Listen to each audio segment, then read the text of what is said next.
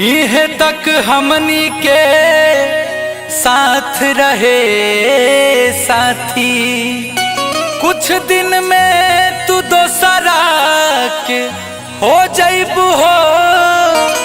पता ना फिर कब तोहरा से भेंट होई कि ना होई। तू तयापन साजन के ख्वाब में खो जाइबू हो। ऐसा थी वादा करा कहीं भुला त ना नो जइबू हमरा के।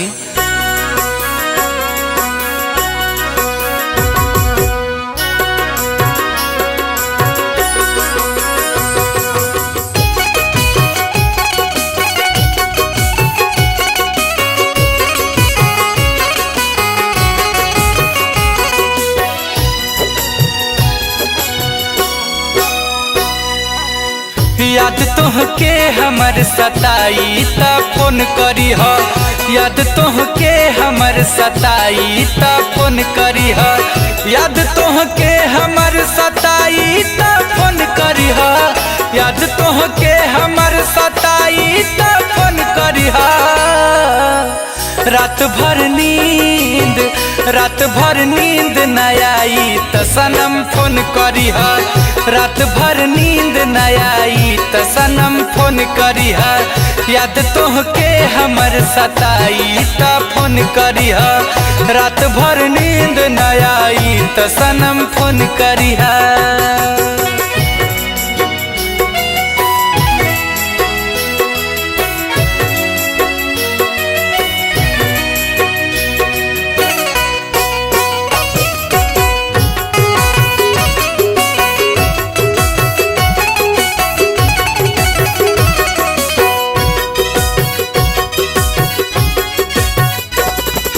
रही आबाद हर दम दिल से दुआ बा सनम। जिंदगी में मिले नाही गम होखे न आँख का बोनम। तोहरा प्यार के असर आज भी हमरा दिल पे बा। तोहरा प्यार के असर आज भी हमरा दिल पे बा। तू माना या मत माना ये हकीकत बा। तोहरे ही दम पे हमार जिंदगी सलामत बा। रही आबाद हर दम दिल से दुआ बा सनम। जिंदगी में मिले नाही गम होखे न आँख का बोनम। याद के आँख जो भर जाई ता फोन करी हा। याद के आँख जो भर जाई ता फोन करी हा। याद के आँख जो भर जाई ता फोन करी हा। याद के आँख जो भर जाई ता फोन करी हा। रात भर नींद न आई त सनम फोन करी हा। रात भर नींद न आई त सनम फोन करी हा। रात भर नींद न आई त सनम फोन करी हा। याद तोहके हमर सताई त फोन करी हा।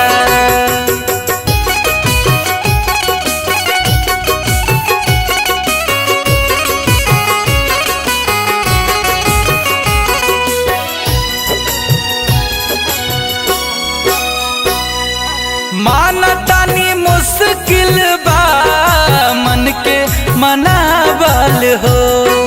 याद सनम यही बेकरी पल संग में बितावल हो। तोहार खुशी हम हमेशा चाहले बानी आ कबो भी चाहत रहब।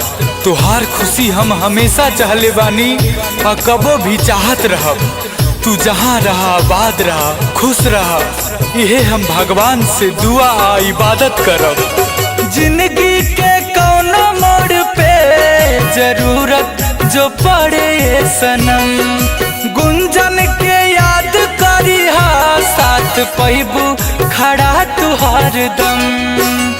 कौनो मुश्किल जो कबो आई ता फोन करी हा। कौनो मुश्किल जो कबो आई ता फोन करी हा। कौनो मुश्किल जो कबो आई ता फोन करी हा।